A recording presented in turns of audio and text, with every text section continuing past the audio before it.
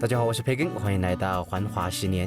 前面的节目我们说到了我们到西藏靠近不丹边境的士林冰川，从这个冰川出去，我们一路还是沿着世界上海拔最高的喜马拉雅山脉向西走。此时我们的海拔已经来到了5500多米，对我们自己和这辆面包车都是一个不小的考验。这几天我们在的地方海拔太高了，然后紫外线非常强。你看我现在戴了墨镜，看路还是有点花，然后我的脸现在基本上应该是晒伤了。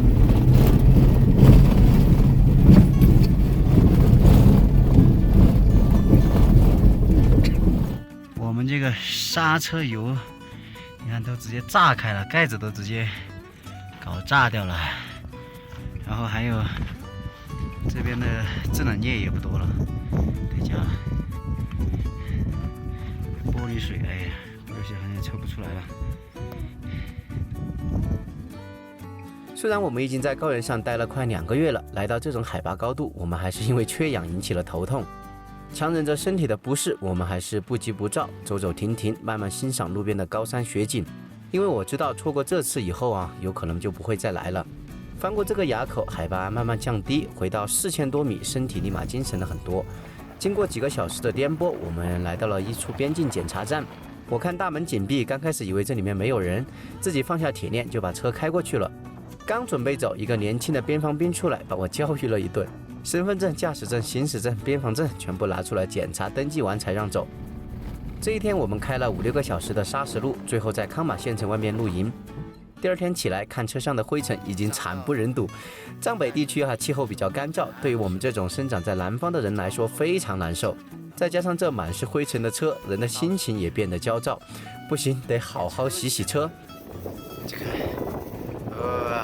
实在受不了了我们必须要洗车了。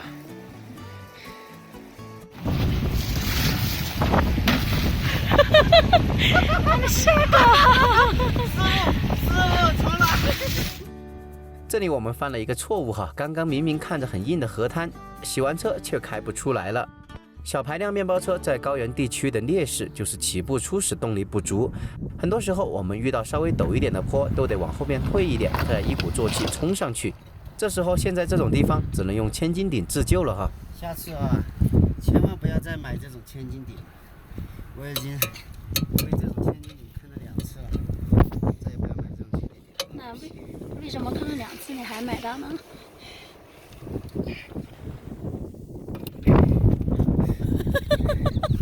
千万不要再买这种千斤顶叫我去。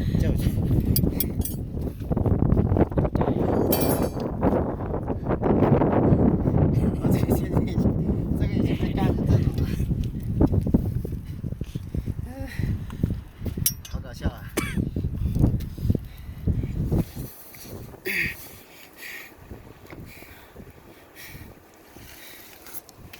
我觉得我这一次是被千斤顶坑了。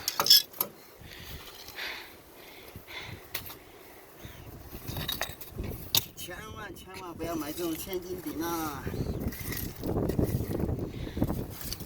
跟你说，今天乐极生悲了。当我准备放弃治疗，反正都现车了，加大油门前后来了2把，没想到车却开出来了，还是因为动力不够经过这一折腾，原本只是简单的洗个车，在这浪费了1-2个小时。收拾完东西，我们继续往前，准备去往雅东县。雅东的海拔是比较低的不到3000米。算上今天，我们已经在高原上待了2个月了。对于我们这种生活在低海拔地区的人来说，突然去到高原低氧量的地方生活，身体的各个器官都会超负荷运转，尤其是心肺会变大，长时间待下去甚至会引发各种高原疾病。所以我们选择去海拔较低的雅东县待上几天，让身体缓一缓。去往雅东的路上，我们依然是沿着喜马拉雅山脉前进，这一路差不多都能看到雪山。我们在路边看见一座看起来不错的雪山，还是忍不住离开了主路，向着雪山前进了，希望能够赶在日落前看到日照金山。行驶了差不多1个小时，我们来到雪山脚下，出现了一个非常漂亮的高原湖泊。这里的风非常大，和海边差不多，湖水也和海水一样呈现深蓝色。我们在这儿如愿看到了日落金山。我们现在已经冷得受不了了，在这个鬼地方看这风真的跟海边一样，吹得跟你傻逼一样。我们现在回到车里啊，我不知道大家能不能从镜头中看到，这后面的金山啊，现在还有一点点啊，我们已经拍摄完成了，现在已经回到车里面了，冷得实在受不了了。今天晚上我们就在湖边露营了，不过因为风太大就没有拍星空了。第二天早上起来，回到日雅公路，也正式进入了亚东县境内。不过刚进入亚东的海拔还是很高哈，因为我们还要经过一座海拔7000多米的卓木拉日雪山。这里位于喜马拉雅山脉中段，高高的山脉将亚东县分为2个迥然不同的地貌。亚东北部是典型的高原环境，海拔高，气候干冷，树木无法生长；而南部海拔低，植被丰富，气候宜人，还有全藏少有的原始森林。沿着中部山脉一列长长的雪山，形成了一个海拔高4000多米的高原湖泊多庆湖。湖水是由雪山冰消雪融汇集而成，一般雪山底下都会有这样一个湖泊。如果运气好，蓝天白云，雪山倒映湖中，那将是高原之旅最美的风景。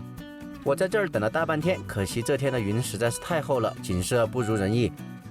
翻过卓玛拉日雪山下的垭口，海拔就越来越低，呼吸变得顺畅，空气也不再干燥，可以过几天舒服日子了。我们现在来到了西藏的亚东县。亚东县呢是一个边境县城哈，它这边是靠近不丹国跟印度，自古以来呢都有口岸通向这2个国家。那么现在呢，通向不丹的口岸已经关闭了，只保留了一个通向印度的口岸。那个口岸呢就在我们对面的山上。前几天呢，我们开车就开上去了哈，有10多公里，但是在半路的时候被拦下来了，现在不让游客过去了，我觉得很奇怪。后面在网上一查，原来是因为去年发生了印度侵占我们国土的事件，从那个事件以后呢，就不允许游客往那边去了。原来山上有一个就是印度跟中国的一个边贸市场，现在呢也从山上搬到了我们身后的位置。现在口岸不让去，山上的边贸市场也不能去了，我们只有在这边来逛一逛了。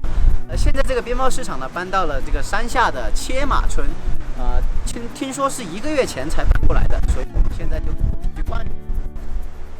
这里是周1到周4下午3点左右，印度那边大概会有30辆车组成的车队，从乃堆拉山口岸进入咱们国内。车队进来后要安检，再由警车护送，行驶30-40分钟的车程，抵达这个新修的边贸市场。大家开始开门做生意，到下午6点店铺关门，再统一护送出境。按照原来的规则，每天大概能做3个小时的生意。现在市场搬到山下，离亚东县城近了，但营业时间也短了，每天大概只能营业2个小时左右。第一次到这个市场逛，还是蛮有新鲜感的啊。可能是市场刚搬迁不久，商品品类不是很多。过来做生意的印度人大部分都会藏语，不会藏语的都是用计算器按，用手比划，感觉还挺好玩的啊。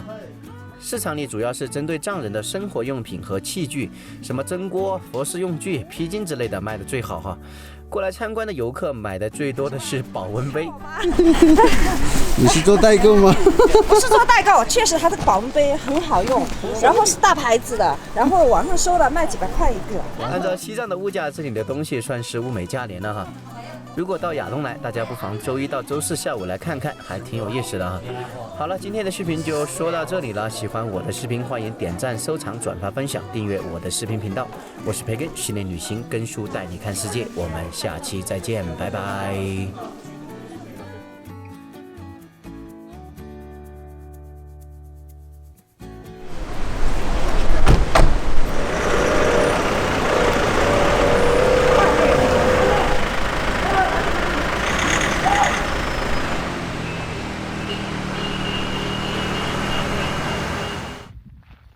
2018，我们不再低调，出来啊，一起搞事情啊！